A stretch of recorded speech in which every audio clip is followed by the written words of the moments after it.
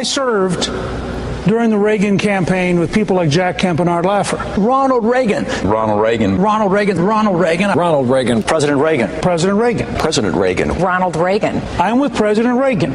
If President Reagan were here. President Reagan. We're in the Reagan Library. Ronald Reagan. Ronald Reagan. Ronald Reagan. President Reagan. Stand in the Reagan tradition. Under Ronald Reagan.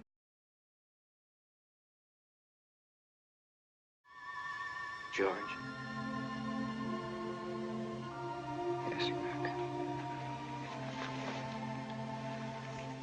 George, this telegram just arrived from Walter Camp.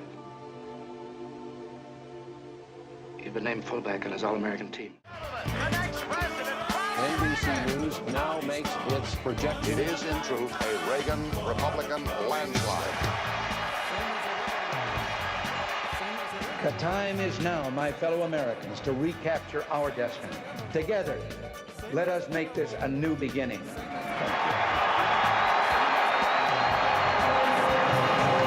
Some 30 minutes ago, the planes bearing our prisoners left Iranian airspace and are now free for their life. I guess now I can go back to California, can't I? He had really done nothing to bring about the release of these hostages. That was negotiated in the waning days of the Jimmy Carter administration, and yet these events established a mood. Reagan's presidency, I think, really created this idea that if you improve the nation's mood, you're improving the nation. We can all drink to this one, to all of us together, doing what we all know we can do to make this country what it should be, what it can be, what it always has been.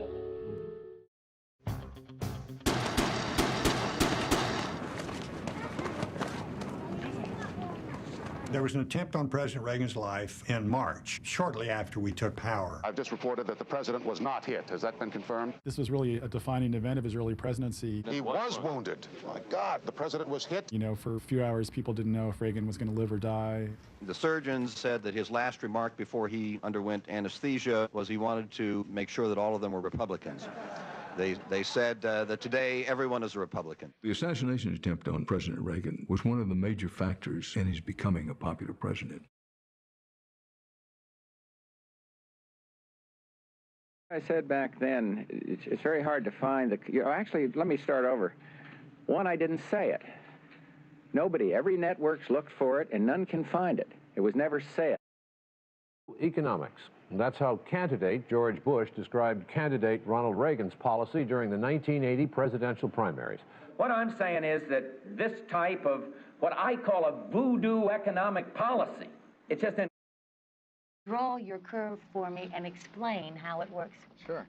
In a very simple sense, if you tax people who work and you pay people who don't work, don't be surprised if you find a lot of people not working. Hello, is that so complicated? The Laffer curve was presented as an intellectual support for the idea that reducing taxes would produce more revenues. I mean, if you tax rich people and give the money to poor people, you're going to have lots and lots of poor people and no rich people.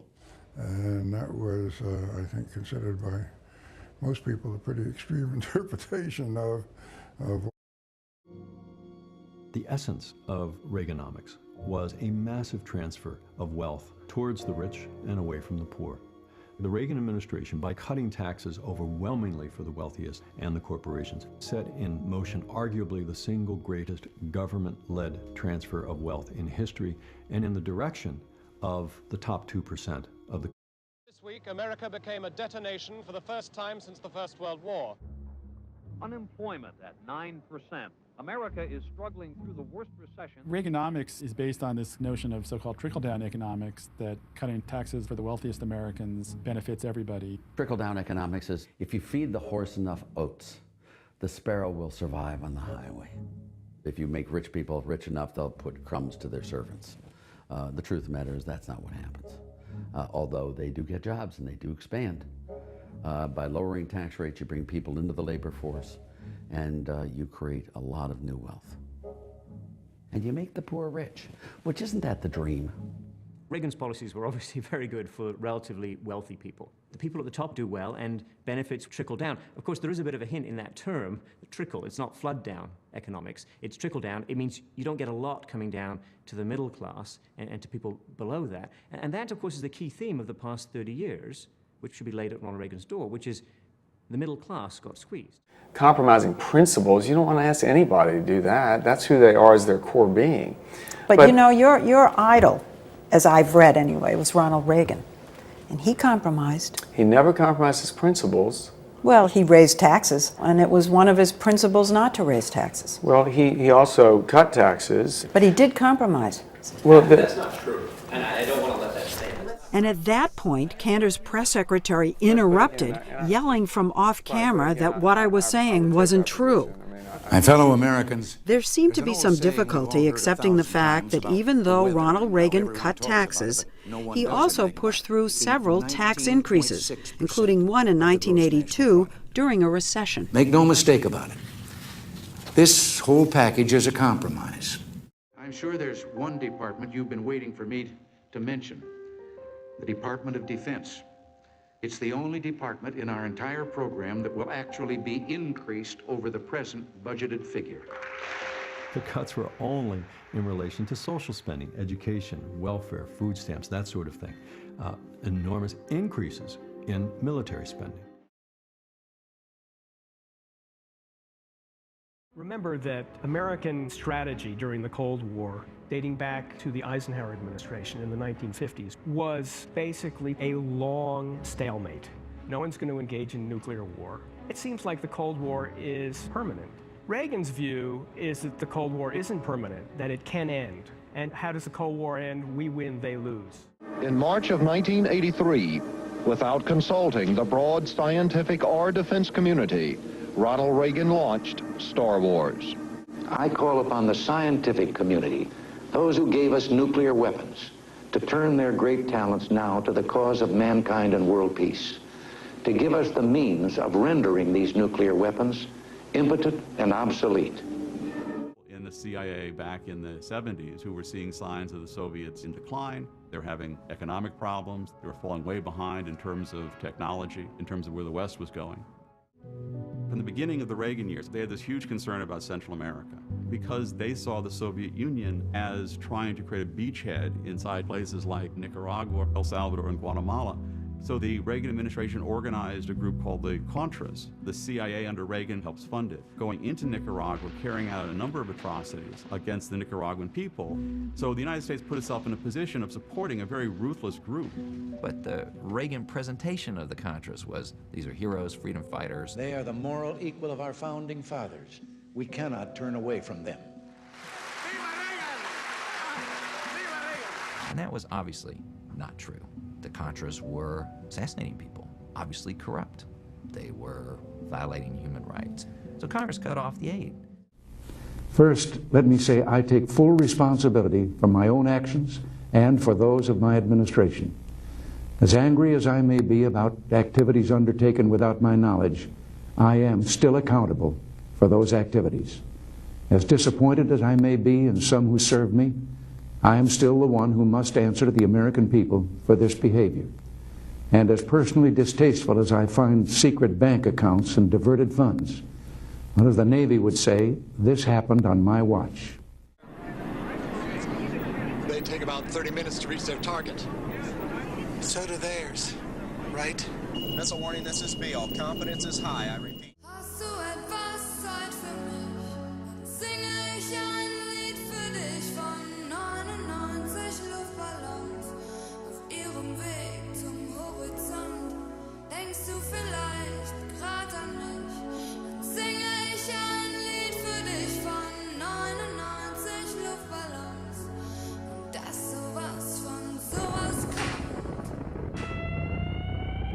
Must and will engage the Soviets in a dialogue as serious and constructive as possible.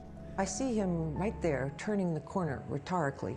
All the evil empire talk went away, and Reagan starts talking about peace. As I've said before, my dream is to see the day when nuclear weapons will be banished from the face of the earth.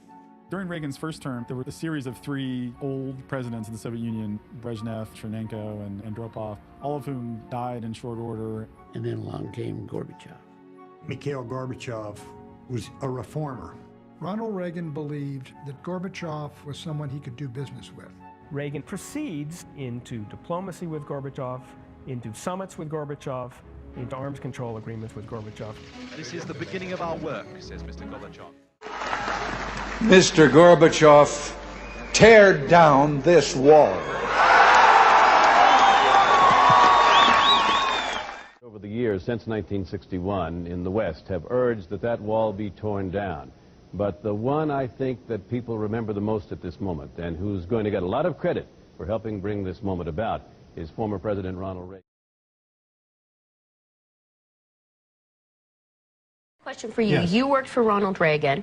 Do you think that America, the American economy, so you're like a red-blooded capitalist, could it sustain higher taxes than it has now? Absolutely. In 1982, we were looking at the jaws of the worst recession since the 1930s. We overdid it in 81, cut taxes too much. We came back with a big deficit plan in 1982. Unemployment's 10%. The economy's in dire shape. And we raised taxes by 1.2% of GDP, which would be $150 billion a year right now, not 10 years down the road, but right now. That's what we did in 1982 because we still had people in government who realized you can't simply be putting on this kind of debt into the world financial market. Strong military will outcompete the Soviets, and he did. He said we're going to have such strong families that the values of Americans will shine as an example for the entire world to see, and he did that. Yes, a giant mythology has developed. What we believe in is what Ronald Reagan believed in. Developed by people who want to control the direction of national affairs. Who is your favorite Republican president? Ronald Reagan. Easy one. Grover Norquist and his allies are myth makers. They're trying to finish a revolution they feel Reagan started. Reagan, of course. Oh, yeah, of course. Well, he's a name that's worth invoking. I remember when Ronald Reagan. They want to impute to him qualities that he didn't possess. Profound wisdom, deep religiosity, love of all human beings. Reagan was much more muted than that. The GOP's purity test, the draft resolution written as a tribute to President Reagan, but frankly, even he wouldn't meet all these qualifications. He raised taxes, he grew the deficit. You know, there's a long list of things people say Ronald Reagan did that in some cases are just the exact opposite. His name is invoked, for example, to back up the current anti-immigration policies of the Republicans. And in fact, Reagan created amnesty for 2.6 million illegal immigrants. I believe in the idea of amnesty. I can't tell you the number of candidates I've seen who said that their reason for getting into government was they want to reduce the size of government like Ronald Reagan did. What people don't realize is that the size of the federal government actually grew under Ronald. I haven't got a complaint in the world, Rock. I'm not afraid. What's tough about this? Rock, someday when the team's up against it, brakes are beating the boys. Ask them to go in there with all they've got. Win just one for the Kipper. I don't know where I'll be then, but I'll know about it. I'll be happy.